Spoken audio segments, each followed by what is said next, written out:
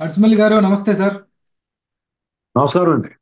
Jaganmohan Reddy bail మీద ఉన్నారు. ఆయన ఆ, వ్యవస్థల్ని మేనేజ్ చేస్తున్నారు తన అధికారాన్ని ఉపయోగించి. కావున ఆయన బెయిల్ రద్దు చేయాలని రఘురామకృష్ణరాజు గారు కొన్ని సంవత్సరాల క్రితం సుప్రీంకోర్టులో వేశారండి కేసు.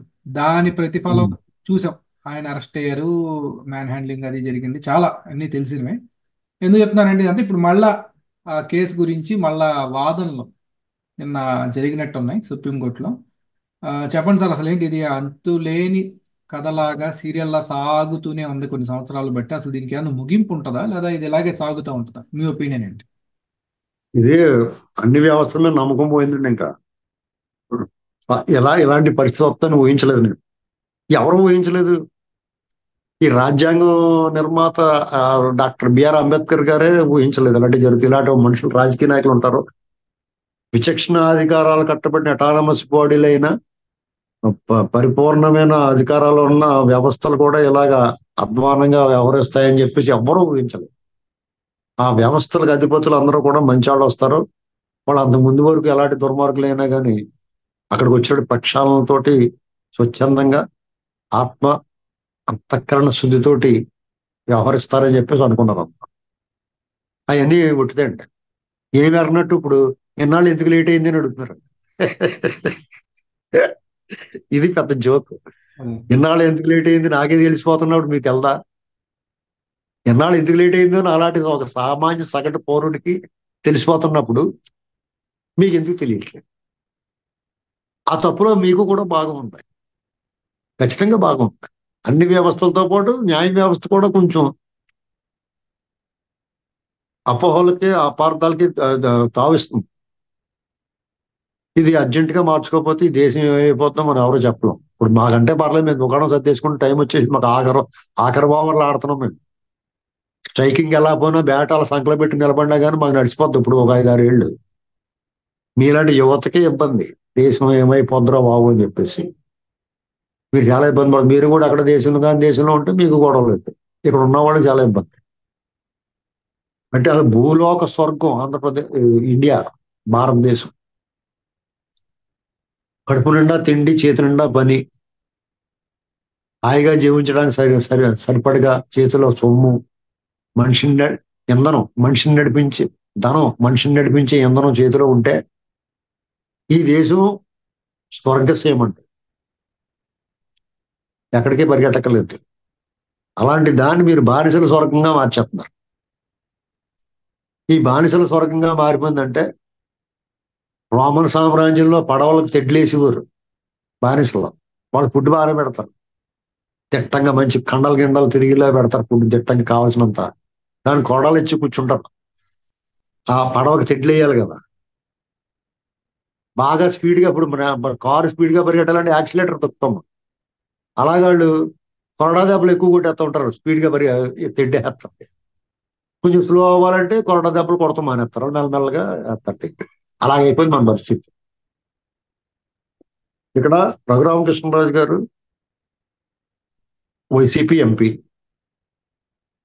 వాళ్ళ పార్టీ తోటి విభేదాలు లేకపోయినా ప్రభుత్వంతో విభేదాలు వచ్చినాయి. ఆయన ఆ ప్రభుత్వానికి కొన్ని సూచనలు చేయడం, ఒక ప్రజాప్రతినిధిగా బాధ్యతగా ఆ ప్రభుత్వానికి కొన్ని సూచనలు సలహాలు ఇచ్చాడు. వాళ్ళు స్వీకరించకపోగా తిరిగి ఆయన్ని నానా మాటలు అన్నారు. ఈయన ఎందుకు ఊరుకుంటాడు, నా పొట్టలో ఏలెడితే పుట్టినా అన్నట్టుగా ఈయన వాళ్ళ మీద మాటల దాడి యుద్ధం ప్రకటించాడు. అది కూడా నిజాలతోటి. ఆ నిజాలని శర పరంపరగా వాళ్ళ మీద వదిలేడు. వాళ్ళు తట్టుకోలేక ఆయన మరింత రెచ్చిపోయారు. వాళ్ళు రెచ్చిపోతే ఈయన 2 ఆకులు ఎక్కువ చదివి వాళ్ళకి ప్రతిరోజు మధ్యాహ్నం ఒక రచ్చబండ లాంటిది పెట్టాడు. వాళ్ళు అన్నం తింటాం, అన్నం కూడా సహించకుండా చేసేస్తుంది.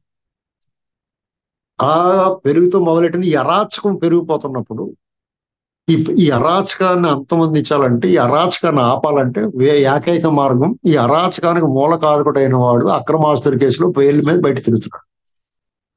అంచేత పుండు ఎక్కడుంటే రచ్చ అక్కడ వేయాలని ఈయన ఆ బెయిల్ రద్దు చేయమని అడిగాడు. తప్పే ఉంది అందులో. అది చెయ్యకపోగా తిరిగి ఆయన తీసుకెళ్లి ఎర్రగొట్టేసి పంపించారు. ఇది మరి భారత పార్లమెంట్ లో సభ్యుడైన ప్రధాని నరేంద్ర మోడీ గారి సహచరుడు. ఆయన కూడా కళ్ళు మూసుకుంది. లోక్సభ స్పీకర్ గారు కూడా కళ్ళు మూసుకుంది. ఏం జరిగిందో మరి ఏం జరిగిందండి అని అడుగుతున్నారు వాళ్ళు ఏమన్నట్టు. కోర్టులు కూడా ఎన్నాళ్ళు లేట్ అయిపోయింది ఏంటి అంటున్నారు. 10 ఏళ్ల నుంచి ఆయన బెయిల్ మీద తిరుగుతున్నాడు. 5 ఏళ్ల నుంచి అయితే వాళ్ళ కోర్టుకు గుమ్మం ఎక్కలేదు. ఇలా నీకు నాకు కుదురుద్దండి. ఇది వాళ్ళు ఆత్మ పరిశీలన చేసుకోవాలి. మీ మీద ఎందుకు నమ్మాలి ప్రజలు? మీ మీద ఎందుకు నమ్మకం ఉంచాలి? మీరు ఏం చెప్పినా నోరు మూసి కూరుకోవాలనేటువంటిది ఒక కండిషన్ మళ్ళీ. అంటే మీరు ఏం చెప్పినా నోరు మూసుకుండా ఉండాలనేటువంటి కండిషన్ కొన్నాళ్ళు సాగుద్ది. తర్వాత ఖచ్చితంగా మిమ్మల్ని ఇందులో పెడతారు. ఎందుకు వదులుతారు?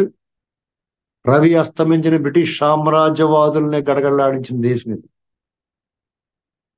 ఇప్పుడు పూర్తిగా స్వేచ్ఛా వాయులు వాక్ స్వాతంత్రం ఉన్నప్పుడు మీ పట్ల గౌరవం, అభిమానం, నమ్మకంతో విన్నకున్నారు అందరూ. ఈ వ్యవహారంలో అర్జెంటుగా ప్రక్షాళన జరిగి ఆత్మ పరిశీలన చేసుకుని ఈ వ్యవస్థ సక్రమంగా పనిచేయకపోతే మీకు కూడా తప్పదు. ఎవరి చేతుల్లో కీలు బొమ్మలుగా ఉండాల్సిన అవసరం లేదు. మీకు ఎందుకు ఉండాలి? లేకపోతే మీకు ఆ అవసరం, మీకు అవకాశం, పదవి ఎందుకు? మీకు అత్యున్నత స్థానాలు ఎందుకు?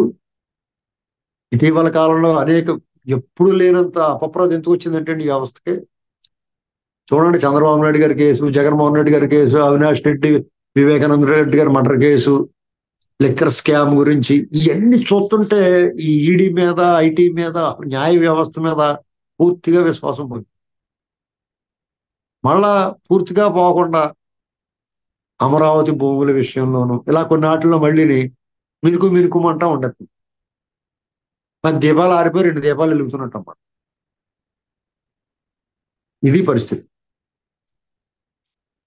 ఇప్పుడు రఘురామకృష్ణరాజు గారికి ఏం నష్టం అండి? ఆయన చనిపోయే స్టేజ్కి వెళ్ళి బయటకు వచ్చాడు. మృత్యుంజయుడు చంపేద్దురాడు. కానీ వాళ్ళ ప్రజల్లో ఆయనకి ఎంత ఆనందం. మీకు ప్రజల తరపున ప్రజల గొంతే మాట్లాడిన వాడు ఎవరికైనా సరే ప్రజల్లో ఎప్పుడైతే ఆదరణ ఉంటాయి. నువ్వు ప్రజలను మాయ చేసి మోసం చేయాలనుకుంటే తాత్కాలికంగా షుగర్ కోటెడ్ చేదు మాత్రలు మీరు వాళ్ళందరూ కూడా. వాళ్ళకి అందుకుని జనాలు అక్కడ ఎగబడి దూకేసి పారిపోతున్నారు. ఆఖరికి అంబేద్కర్ గారి విగ్రహం పెట్టి ఏదన్నా హడావిడి చేద్దాం అనుకుని ఒక కార్యక్రమం పెడితే కూడా జనం దూకేసి పారిపోయారంటే ఎవరు రాలేదంటే దేనికి సంకేతం? రఘురామకృష్ణరాజు గారు ఆయన నియోజకవర్గానికి సుదీర్ఘ కాలం తర్వాత ఆ నియోజకవర్గానికి వెళ్తే జనం చూసారు ఎలా బ్రహ్మరథం పెట్టారో. ఇది కారణం ఏంటి? ఆ ప్రభుత్వం పట్ల, ఈ వ్యవస్థల పట్ల, వీళ్ళు వ్యవహరిస్తున్న తీరు పట్ల ప్రజల్లో ఉన్న ఆగ్రహం ఈయన పట్ల అభిమానంగా మారిపోయింది. వాళ్ళ గొంతే ఈయన మాట్లాడాడు. ప్రజలు ఏమనుకుంటున్నారో మనసులో మాట ఈయన గొంతు ద్వారా బయటకు వస్తూ ఉంటాయి. డెఫినెట్ గా మీకు సర్వే అక్కర్లేదు. దీనికి సర్వేలు అక్కర్లేదండి. ఎవరు గెలుస్తారు, ప్రజలు ఏమనుకుంటున్నారు అనేటువంటి దానికి ఇవన్నీ చూస్తే తెలుస్తుంది. ఏమైనా ఈ వ్యవస్థలో ఇక్కడి నుంచైనా సక్రమంగా పనిచేస్తే ఇప్పుడున్న పాలకులందరినీ ఒకసారి ఇంట్లో కూర్చోబెడతానే కానీ మళ్ళీ సెట్ చేయాలంటే 10 ఏళ్ళు పడుతుంది. ఎన్ని సెట్ అవ్వాలంటే ఇప్పుడున్న గ్యాంగ్ అందరూ పోవాలి. మళ్ళీ అందులో ఉన్న వాళ్ళు అందరూ ఎక్కడెక్కడ వాళ్ళని తెచ్చి పెట్టేసుకున్నారు అన్నింటిలోనూ. వాళ్ళందరినీ దుకాణం సర్దించాలా? అసలు వాళ్ళకి పరీక్షలు పెట్టాలా? వాళ్ళకి పరీక్షలు పెట్టాలి. ప్రజల నుంచి కూడా మద్దతు ఉండాలనేటువంటి కండిషన్ పెడితే కానీ దారిలో రారు.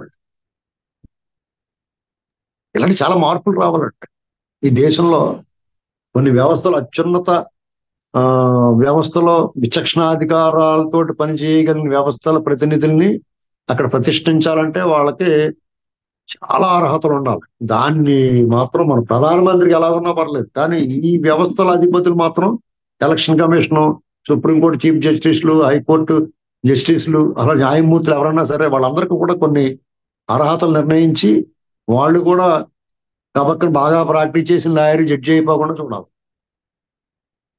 రాజకీయ ప్రమేయం అసలు ఉండకూడదు. ఇలాంటి మార్పులు చేస్తే కానీ చాలా ప్రమాదం. ఇది వరకు ఆ విచక్షణతో పనిచేసేవారు. నిజంగా జడ్జిలు చాలా బాగా పనిచేసేవారు. ఆ స్థానంలో కూర్చున్న తాళ్ళలో మార్పు వచ్చేసింది. అంతకుముందు అలాంటివాడైనా కానీ ఇప్పుడు లాయర్ గారు డబ్బులు తీసుకునే కదా ఫ్రీగా చెప్పరు కదండి కదా. లాయర్లు వాళ్ళ వృత్తి కదా, వాళ్ళు బతకాలి కదా. మరి సడన్ గా ఒకసారి మిమ్మల్ని ఇంకో చోట కూర్చోబెడితే అవన్నీ మారిపోతాయని అలాగనుకుంటారు ఎవడన్నా. కాబట్టి ఆ జాగ్రత్త ఉండాలి ఈ విషయంలో. ఇది అందరూ ఆలోచించుకోవాలి జాగ్రత్తగా. అపోహలు రాకుండా చూసుకోవాలి. వాళ్ళు నిజంగా తప్పు చేయకపోయినా కానీ అపోహలు వచ్చేస్తున్నాయి. ఆ అపోహలు రాకుండా చూసుకోవాల్సిన బాధ్యత మాత్రం ఆ వ్యవస్థల మీద. చూద్దాం సార్ మరి ఏమవుతుందో. మనకి విద్య విద్య నాకు పోవాలి ఇంకా ప్రస్తుతానికి. ఆ, ఉంటాను సార్. Thank you.